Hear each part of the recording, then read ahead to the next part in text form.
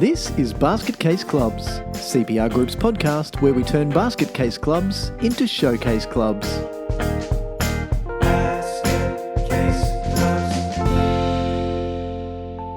G'day everyone and welcome back to Basket Case Clubs. My name's Michael Connolly and it is my pleasure as always to host you on this journey with my brother and partner in basket casey goodness, Steve Connolly. G'day, Steve. Hello. I thought you were going to say brother in crime then, or brother in basket casey goodness. Yeah, it works. And you know what? I think I just squeezed two g'days into the little intro then. Doesn't get any more Aussie than that, eh? Nah, mustn't. It must be because Australia Day's coming up. So we are continuing our discussion about money today, and we're talking all about financial statements. So I think this is an interesting conversation because you're a nerd. Because I'm a nerd. No, I was actually going to say something that's going to turn out that we could just say because I'm a nerd, but I'm going to say it anyway. What I think is one of the greatest benefits to taking on what I think is now the most time-consuming job on a committee, which is treasurer, is that as a treasurer, this can be your first taste of proper business finances for someone. So particularly for people who are young when they take on the role of treasurer. So this is certainly the case in university student associations and university clubs and societies where the treasurer is often the role that's hardest to fill. And it's because there's a shit ton of work to do. Like when you look at it, especially if you're still using manual systems, there's a lot of work to do. Like, you might be using Excel to keep your accounts, but Excel is pretty basic. It's not doing any of the reconciliations, or there's no bank feeds, and you're not integrating your invoicing with your receipting. So it can be a bit time consuming and a bit of work to do. And especially given that the secretary is probably in the old days was probably the hardest job because you had to go to the post office every few days and you had to do the correspondence in and the correspondence out. Correspondence happens instantaneously now. And like, if you're slow, you're doing it via email. Most of it's DM or a lot of it's just comments on Facebook posts. So there's not a lot of reporting has to happen there because, I'm on Facebook. I can see what the secretary posted in response to that query that came in. So that role has changed dramatically. And so I think that the treasury role is the one that is now the one that has a bit of causes a bit of anxiety in people and they don't want to do it. But I think that because in taking on the job of treasurer, because you're forced into a position to have to understand this stuff, you can learn a heap that is really, really helpful. So if here's the bit that's going to make me sound like a nerd. If I had my time again and I could go back to uni and I could go back to being just a lowly organizer of events in the Music Student Society, I would probably have taken on the role of treasurer now to say, well, there's actually something I can learn here that will set me up. So I've had to learn this stuff from trying to learn how to run a business.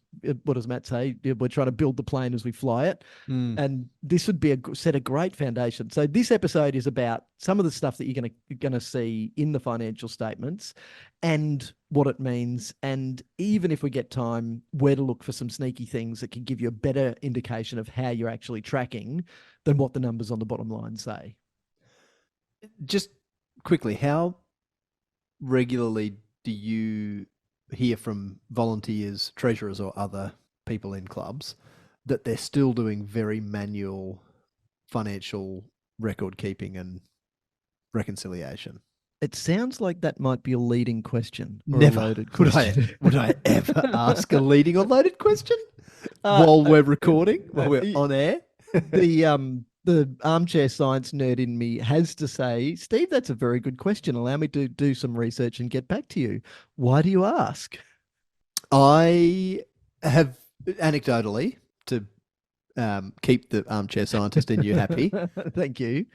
Have probably been experiencing an increase in responses from people saying, during work directly with clubs or during presentations in which, lots of people from different clubs are involved, that they're using automated software. And there's a whole heap out there, the free or very low, no or very low cost options is right up to market leaders.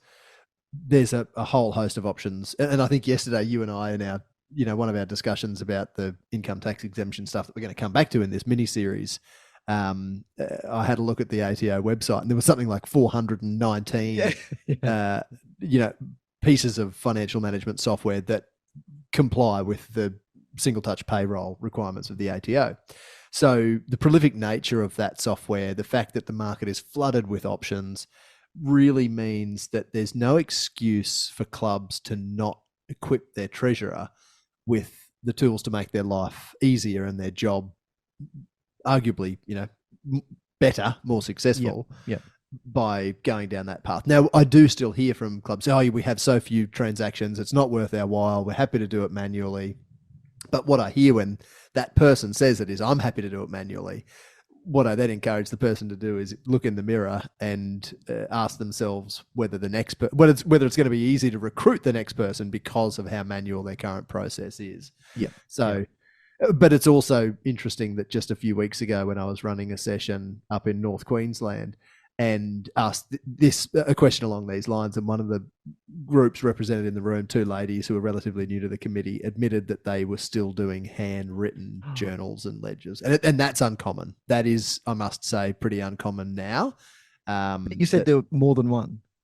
Two ladies from the same group. Oh, okay. Yeah. Okay. So one of them was the treasurer, and one of them was the president. Yeah, still doing hand, and that's because that was the way that the previous treasurer had been doing it. So why don't they were very much looking forward to getting rid of that system. Oh, okay, good. Going online. Yep. But why don't we take a tangent on a tangent here and look at what risks that presents? Because as I think you said last time, there should be no excuse why every member of the committee, given that they are all accountable for financial management of a club, there's no reason why they shouldn't all have at least read access to the banks, to the bank accounts, and to the financial software. Think about the risks that manual accounts present, because it's really hard to doctor a bank statement. Now, I'm pretty shit at Photoshop, but I reckon it wouldn't take me too long to be able to get a printout or a PDF printout from a bank statement and doctor it to say what the hell I wanted it to say. Yep. So even a bank statement can lie, but a handwritten ledger can say whatever you want. Either accidentally or on purpose. Yeah. So you could, the opportunity for human error exists in a way that it doesn't with automated software, as well as as you say, the opportunity for fraud. Yep. Anyway, we'll come back to fraud because that is a very important topic when we're talking about money and how to safeguard yourself against it. But for now, let's get into this whole financial statements stuff. Now, even if you are using tech and you've got really good financial management software that you're running, whether it's cloud-based or running on a Windows 95 machine from last century, you still kind of need to know what you're looking at and what this information is presenting to you. So I like to think of financial statements like I would think of a dashboard. Now, I know that the term dashboard is far more ubiquitous when we're talking about software because you boot it up and it tells you stuff. But let's dig into that definition and why I like it so much. So let's imagine that we're in the cockpit of an aeroplane. And I can put on my best pilot voice and I can say, good afternoon, ladies and gentlemen. This is Michael from the flight deck. If you look out to the left of the aircraft, you'll see a lovely picture of Steve out there. And we'll be landing shortly. And thank you very much. That was far too clear. I could hear everything you said. And that means that your rendition of a pilot's announcement was terrible. When they go to pilot school, do they go to dragging on the sentences too long school as well? It's definitely a thing. It is definitely a thing. And do they take the doctors who have really neat handwriting and either get rid of them or break a few fingers so their handwriting becomes terrible? Oh, maybe I should have been a doctor given how bad my scrawl is. I've often said the same about my own handwriting. Yep. Mine's so bad that one time I had to drive down to the chemist to say, hey, can you read what I wrote here? Back to the dashboard. So when you're looking at a dashboard, there's a whole heap of gauges on the dashboard, and the different financial statements that we've got are like those gauges. But when I'm looking at a gauge, I can compare that gauge to the flight plan. So let's take the altimeter. So the altimeter is the little gauge on the dashboard in an aeroplane that tells you your altitude. Now, at this stage in the flight, we are supposed to be at 20,000 feet because that's what it says in flight plan. If I look at the gauge and it says 12,000 feet, then I'm going, okay, so I know what it's supposed to be, and now I've looked at it and I know what it is, and they're not the same. And then I know what inputs I have to be able to adjust what the gauge says to read what it is. So in this case, it's the throttle, and so pushing forward on the throttle and back on the stick. So I'm pulling the aircraft up and increasing the thrust so that I can increase the altitude. So that's why I love the analogy so much. So if I'm looking, and this is why when we get to our episode on budgeting, why having the budget like your flight map is so important. So you can see what it's supposed to be at this time of the year. And then you can consider, okay, so what inputs can we control so that when I look at the financial reports, they start to say what they're supposed to say at this stage in our journey. Do you like that? It kind of worked, didn't it? Beautiful analogy. Yes, thank you very much. I take I take great pride in coming up with things that make sense. And when I saw the glint in your eye that said, "Oh, I get that. That makes sense," I went, "Thank God this one worked." You thought I've obviously explained that simply enough. Oh, so what do we want each gauge on the dashboard to say? And indeed, how do we read those gauges on the dashboard? So let's start with what I think is the simplest or most common of the reports, and it's the P&L statement. Now, right off the bat, isn't P&L a dumb name? Because it says profit and loss statement. Now, shouldn't it be profit or loss statement? So shouldn't it be a P or L? Anyway, like the definition of not-for-profit, I think that this train has sailed. And everything comes undone when you do that. Well done, Mike. Well done. Just quickly, the comment that I think we've probably talked about somewhat ad nauseum in previous episodes relates to. Do I make you feel sick? Do I? Relates to the name of that statement being a profit and loss, and this also definitely relates to a brief discussion that we had in the last episode about the true definition of not-for-profit. And I've often, well, not often, but every now and then, I do hear someone say, "Oh, yeah, but it's not really we can't make profit because we're not for profit, so we'll call it a surplus."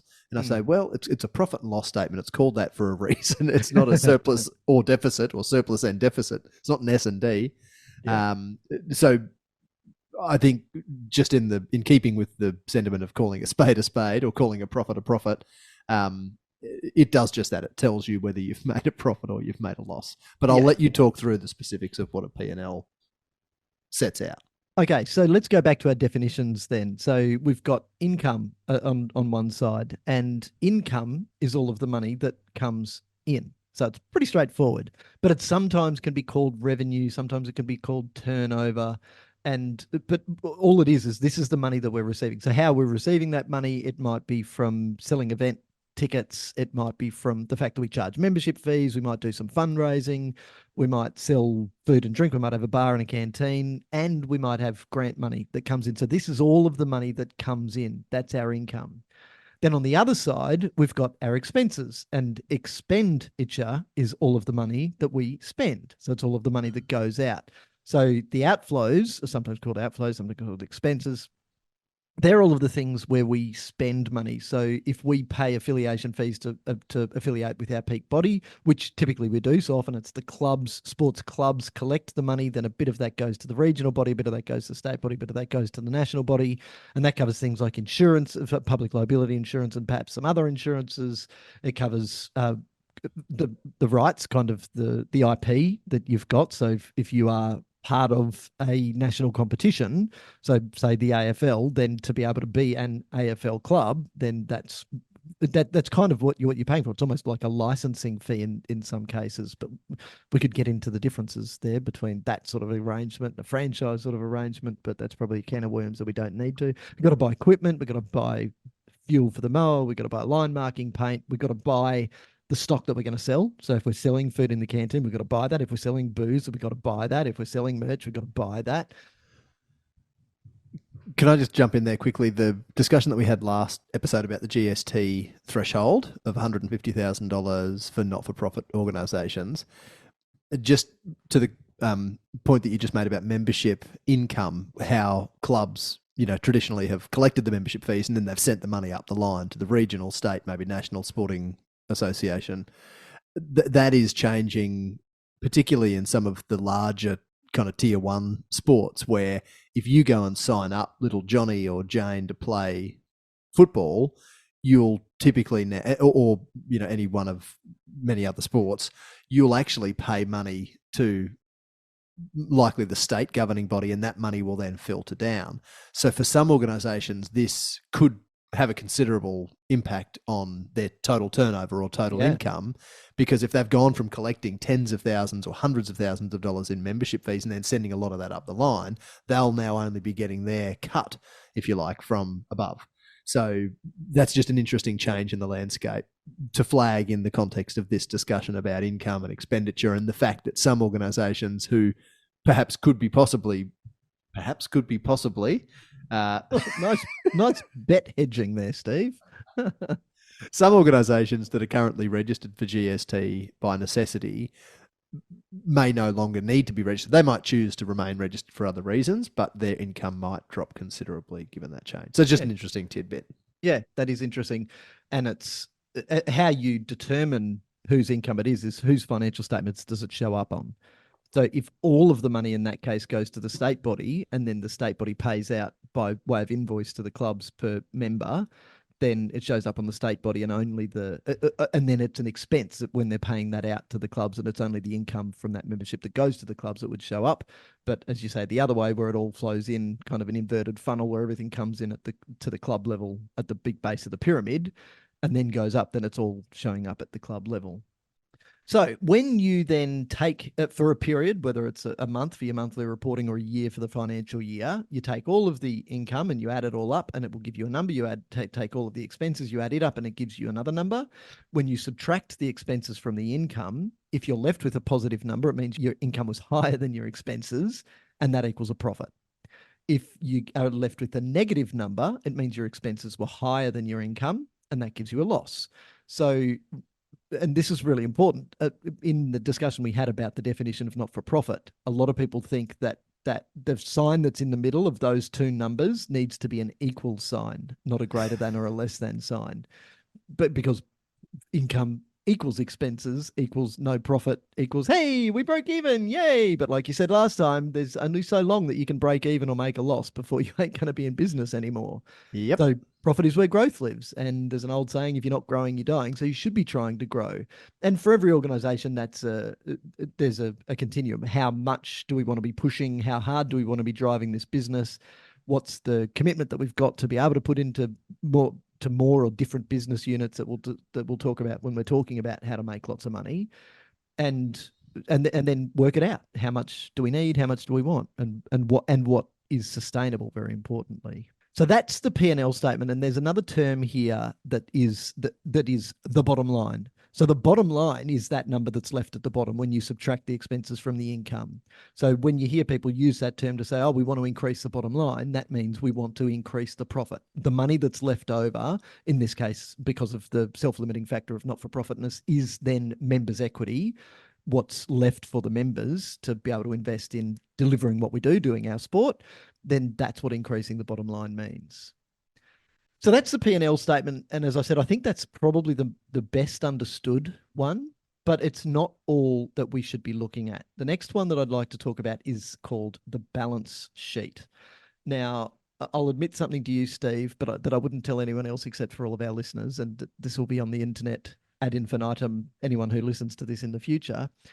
I did study a subject called business principles at school. Now, it was a junior high school subject, not a senior high school subject. By the time you got to senior, it was called accounting, and I was far too busy going and playing guitar and having much more fun to be doing accounting in senior school.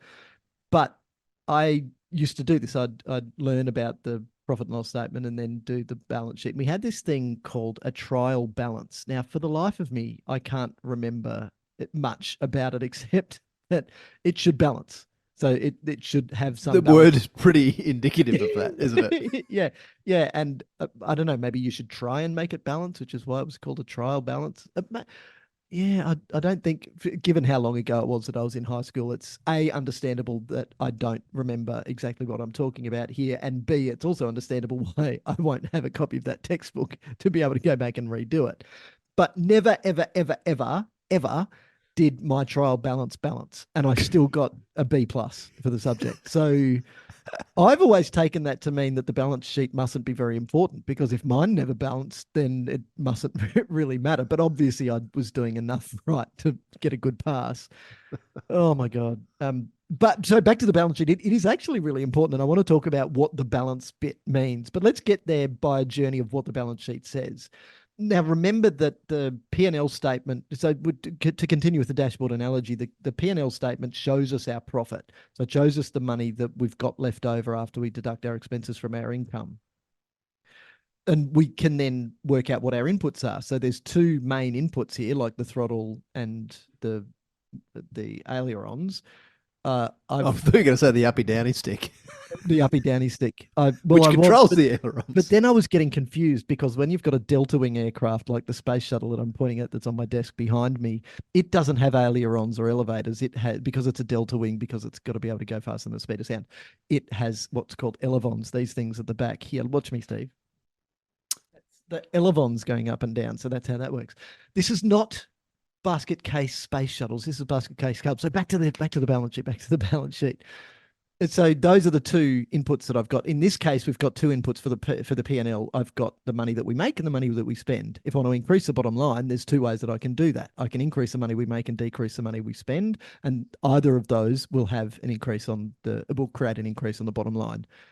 You might be able to do both. Increase income plus reduce expenses, which is good. Sometimes it's simply not possible, especially for small organizations that are, as we say, operating on the smell of an oily rag. So on the balance sheet, though, we've got assets and liabilities. So assets are all of the things that we own, and liabilities are all of the things that we owe. So we can then break that down a little bit further. So let's go drill into the assets. Assets, we've got current assets and non-current assets. Now, a current asset is not a dried up grape. Thank you. Thank you very much. I'll be here all week. Current assets are things that are liquid. So they're cash, or we expect to convert them into cash within a year. So current assets are mainly the money in the bank. That's the main current asset that clubs carry. But the other things that will show up in current assets are accounts receivable, so money that has been invoiced but not yet collected, and stock on hand, because I'm going to sell that stock and I expect to sell it within a year. So the Coke in the fridge is going to spoil in a year if we don't sell it. The meat pies and the pie warmer are going to have to be sold. So we expect them to become cash. So the value of that stock is a current asset on the balance sheet. But we've also got non-current assets. Non-current assets are things that we expect to have for longer than a year. So we don't expect to convert them into cash within a year. So this is things like our equipment, our mowers, but it can also be if the club has a stake in the clubhouse, for instance, it can be the building assets as well. And that is another anomaly that we do often, that I know I often see in financial statements on the balance sheet, when it's reflective of the club having a stake in the clubhouse, when that doesn't actually apply. Yeah, and look, it's a complicated discussion, because it depends then on the nature of their tenure agreement. Because if they've got tenure, particularly if that tenure is longer than 10 years, then depending on where you are, that tenure may have required a subdivision by way of lease for that to happen. So like that we're crossing over, we're through the looking glass now, Millhouse. It's so, or was it Millhouse who said that to Bart? I think it was Millhouse who said it to Bart. Crikey. If you have only a management agreement or a license to use, then there's no transfer of ownership. Technically, there's no transfer of ownership there. So in that case, the clubhouse shouldn't show up on your balance sheet. But in some cases, as you say, it does, because it was the club who got the grant to invest in it. But there's more things at play there. One of the things that just, because we talk about interesting things that jump into mind as we're having these discussions, is a term deposit is cash, right? So it's liquid. I can go and get that money out at any time I want. But if the term of maturity of that term deposit is beyond 12 months, then although it's cash, it still can be accounted for as a non-current asset. So, that's one of those little things that you learn and you go, oh, that's interesting. And I love those things. And now it makes sense that I've heard that, but before I heard it, I didn't even know that it was a thing. There you go. Yeah. So fascinating stuff. So let's just again take another little deviation here where we're talking about our current assets, and particularly go back to the accounts receivable. What sort of accounts receivable, Steve, do you think sports clubs might have? Unpaid membership fees. Well done. Yes. And that's really about it. But this is the point to look for, when you're looking for red flags, when you're looking for concerning things. What does the dashboard tell me? Go to accounts receivable and see if it's massive, but then go to last year's financials and the year before and the year before and see if there's some consistency here.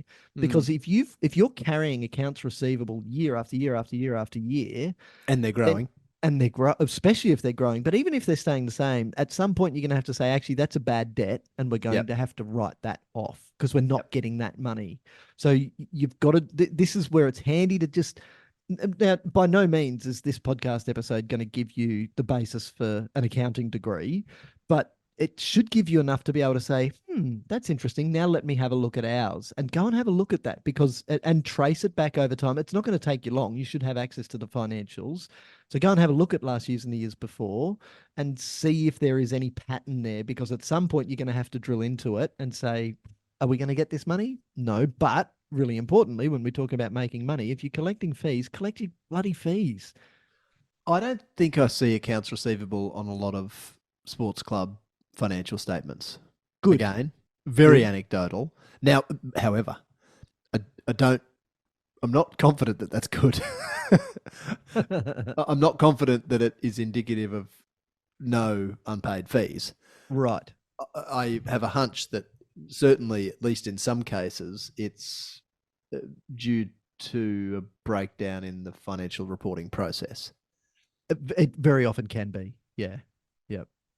Let's come back to that. And if I forget to come back to it, it's because I'm talking about the fact that profit is only fiction. Like it Yeah. all comes back to the money in the bank. And so Yep. you've always got to come back to the money in the bank. Okay, so assets are the things that we own.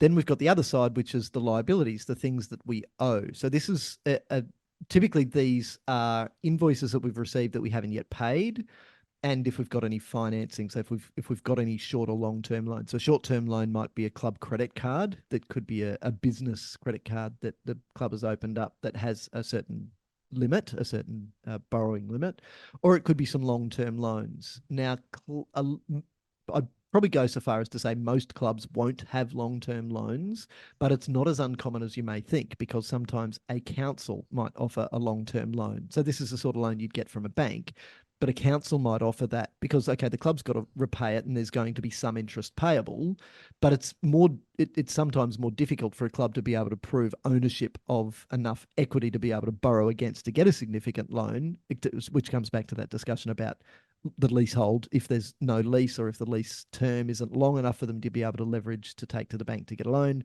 then the councils themselves, who are the lessors or the landlords, can sometimes offer those loans. And as I mentioned last time, I think there's some loans available at the moment because for businesses and clubs because of for disaster recovery.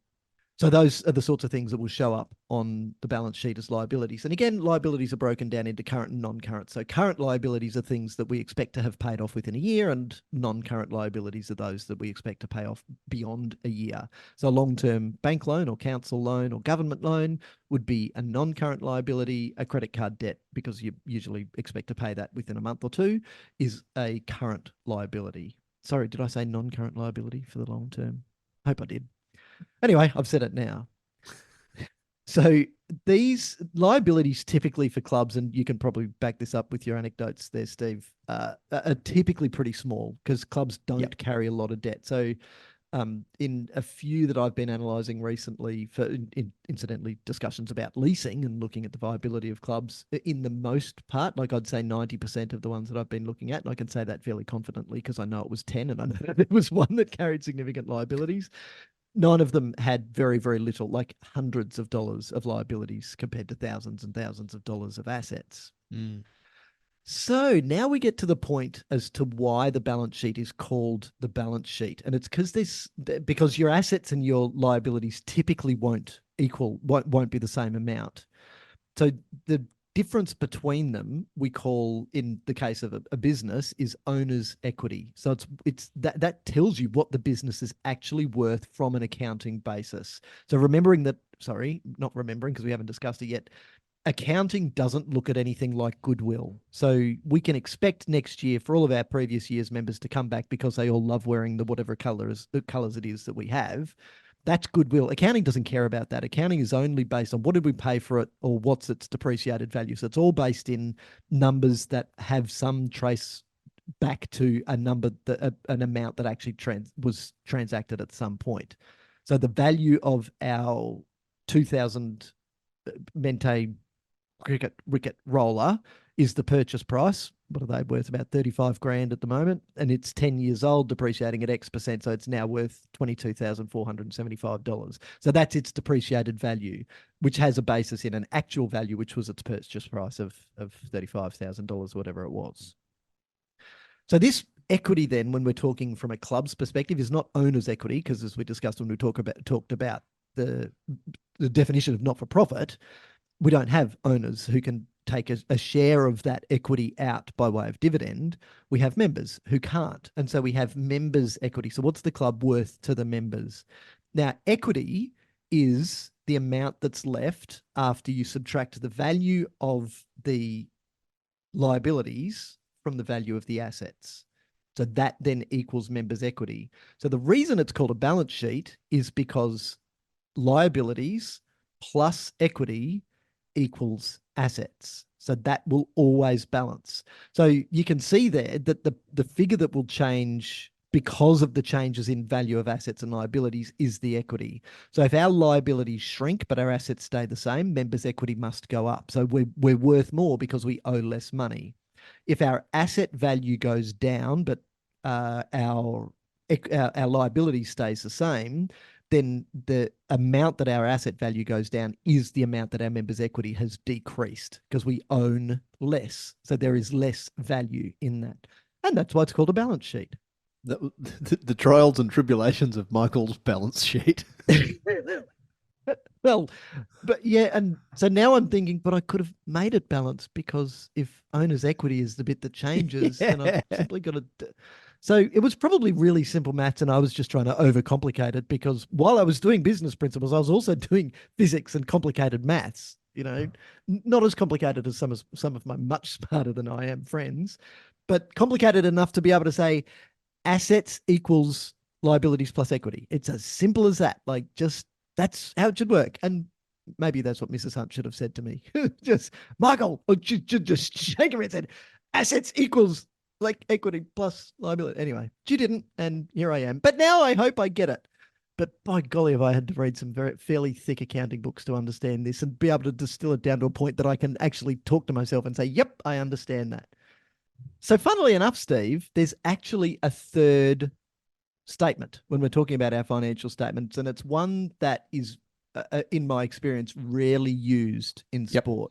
And it's the cash flow statement. And this is where I'm coming back to when I said that profit is nothing but, what did Graham, our accountant, used to say? A tissue of lies. There's no truth in profit. Profit is fictitious. Profit is if you actually spent everything that you said you spent and you actually collected cash for everything that you've said cash. It doesn't actually have to be folding greens anymore. If you actually collected the money that you said, then that's the amount of money you should have in the bank. But the fact that we've got these statements that give you a position in time, and by the way, the balance sheet is always a statement in time. So the balance sheet is based on the date that is on the balance sheet and no other date, because tomorrow, the day after the balance sheet was dated, things could have changed. So we could have bought more stuff. We could have sold some of our stock. We could have collected some money. We could have spent some money. So it's that you then have to do it again. So the balance sheet is always a point in time. The one you're most familiar with will be the one that's presented with the annual financial statements at your AGM, but it's always and only a point in time. But there's a third one, which is the cash flow statement. You may have heard the term cash is king, and cash tells no lies. The cash that we've got is truth. How much is in the bank today, right now? So we've talked about bank statements a couple of times already in the mini series, and that's the point that can't lie. And now it's not, as I said, if it's a Photoshop doctored printout of a cash flow of a bank statement, fine. But when you log into the bank and you look at what the balance is right now, that is cash, that is money that we have, and that is true. And that's the amount that matters. And that's why just doing a P&L and a balance sheet can be somewhat misleading, because you can look at the bottom line and say, oh, we did really well. We got all this profit. Why is there no money in the bank? And that can be because of cash flow. And you might have heard that a real problem, especially for small business, and believe it or not, all of our clubs, the vast majority of the 100,000 or so, whatever clubs it is in Australia, are small businesses, not medium businesses. One of the problems, and why, what do they say, 4 out of 5 businesses fail in the first 5 years or something, whatever it is, and it depends where you are in the world. That statistic depends where you are. And I could probably go and do some research and find out exactly what it is for Australia. But a large reason why small businesses go out of business is because of cash flow. They might actually be doing okay, but they've got problems with how long they're taking to collect their money. They might have problems with asking people to pay up on the invoices. So they've supplied the goods or services, but they haven't actually collected the cash. And that's where the cash flow statement is quite important. It shows all of the cash that comes in and goes out in 3 specific areas. So the first one of those areas is operating activity. So it's operating income and operating expenses. And that's the majority of the stuff that'll show up on your profit and loss statement. So we made money because money came in from memberships. People actually paid their membership fees. And remember though, this is only talking about the cash that comes in. So while our profit and loss statement, especially if we account on an accruals basis, which means that the amount goes on to the profit and loss statement when we issue the invoice, not when we collect the cash. If it's when we collect the cash, then we're accounting on a cash basis. But often we need to account on an accruals basis because that's where the paperwork exists. You look like you've got a question. So as a business, we account on an accruals basis, and we're obligated to do so, is my understanding, under the taxation legislation. How does that apply for clubs? Can clubs account on a cash basis? Do you know? I do know that they can. Why they would choose to account on a cash or an accruals basis would be more a question for their accountant or their auditor. And it might be because of the reporting frequency for their BAS, for instance, if they're doing monthly as opposed to quarterly. Okay. Well, and then the next question I was going to ask is, if an organisation is accounting on a cash basis, does that negate somewhat the need for a cash flow statement, or the benefit of a cash flow statement, because their P&L is reflective of the money that's actually come in? Yeah, that's a good question. I'm going to leave that one hang for those more accounting minded than I am. Because remember, Steve, as a muso at university, I had to learn to count to 4. Yep. There you go. And I've said it before, even if it's 12-8, I've still only got to count to 4. 1, 2, 3, 2, 2, 3, 3, 2, 3, 4, 2, 3, 2, 2, 3, 2, 3, 2, 3, 4, 2, 3. It's only ever 4. 7, 8, yeah, it's either 2, 3, 2 or 2, 2, 3 or 3, 2. Yeah. So music lesson, accounting lesson, aeroplane so many lesson, boxes today. Good heavens. Delta wing faster than the speed of sound space shuttle lesson. Far out, man. We are winning. We are killing it, baby. Cash flow statement. So we've got operating cash flows. So that's money that comes in and money that goes out from our operation. So the money that comes in, the example I gave was membership fees. The money that goes out is we paid for line marking paint to mark the line so that we could play football. Boom, there you go. All operating cash flows. The next one then is our investing activities. So this is where we purchase and sell assets. So for instance, if we invest in, let's go back to the example for a term deposit, then we've moved money from our operating account into the term deposit account. So that's cash flow. It's moved from one place to another. So that is showing us that money has moved into that investing. If we then cash in on that investment, draw down on the term deposit once it matures, then that would be an outflow of cash from that term deposit. So that's investing activities.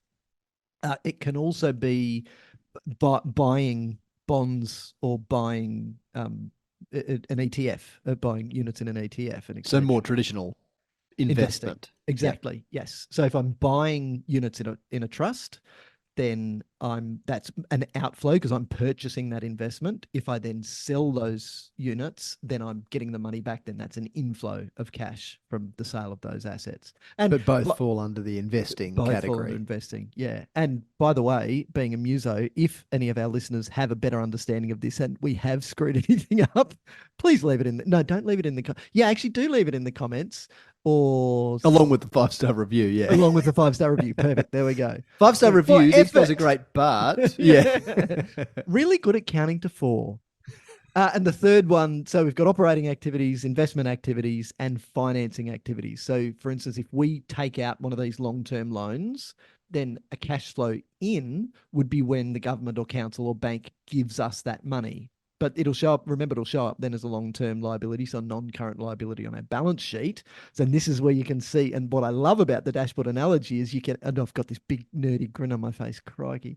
You can see then how things show up on the cash flow statement that also show up on the balance sheet or the profit and loss statement. And that's so cool. Oh, the other thing, the link between the balance sheet and the profit and loss statement is the profit that we make, say we're particularly our annual financial statements, that profit then will show up as an increase in members' equity in the balance sheet as well.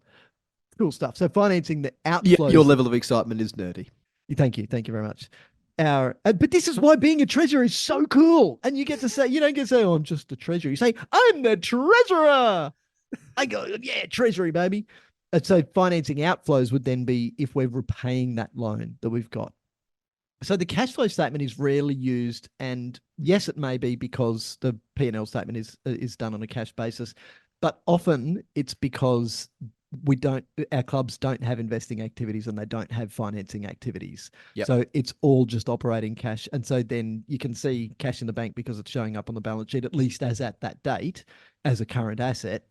Well, all of that's from operating. That is basically what's left after we've paid our expenses. So it's not common, and I'm not casting aspersions there. It's just but if you've got one, or if your auditor thinks that there would be value in doing one, I would definitely ask the question, because it is definitely the poor cousin of the P&L and the balance sheet. So ask about it if you would have value in having one, because cash is the only thing that is true. Everything else are just numbers on pieces of paper. You can't buy anything with profit. You can only buy things with cash. That's why having a very clear understanding of what your cash position is right now is so important. So there you have it. A crash course in financial statements for clubs. I hope that you, Steve, and everyone who has stuck with us to the end of this episode have enjoyed this discussion about cash flow and balance sheet and profit and loss as much as I have. I certainly have. I particularly enjoyed the lack of tangents. Thanks to Jess for cutting out all of the tangents that were completely irrelevant. And there might have been one or two in this episode. Stay tuned for the terrible B-reel at some point. So thank you, of course, to Jess for doing exactly that, making us sound good and appropriate and suitable for viewing by all audiences. You know, maybe some PG, maybe some parental guidance is recommended for some of the stuff we talk about. Generally speaking, we are consumable by a general audience, and for that, we thank you, Jess. If you've not already subscribed to our newsletter at cprgroup.com.au, make sure you do that. Follow us on all of the social bits and pieces, because we've got some cool stuff that goes up there. And one of the things that we do is not try and just put up a whole heap of sales bullshit there to say, oh, come and buy our stuff. It's much more about sharing with you the stuff that we've got. I often say that I want to die with no secrets. And that's one of the big reasons that we do this podcast, because we have seen a whole heap of stupid shit happen in clubs.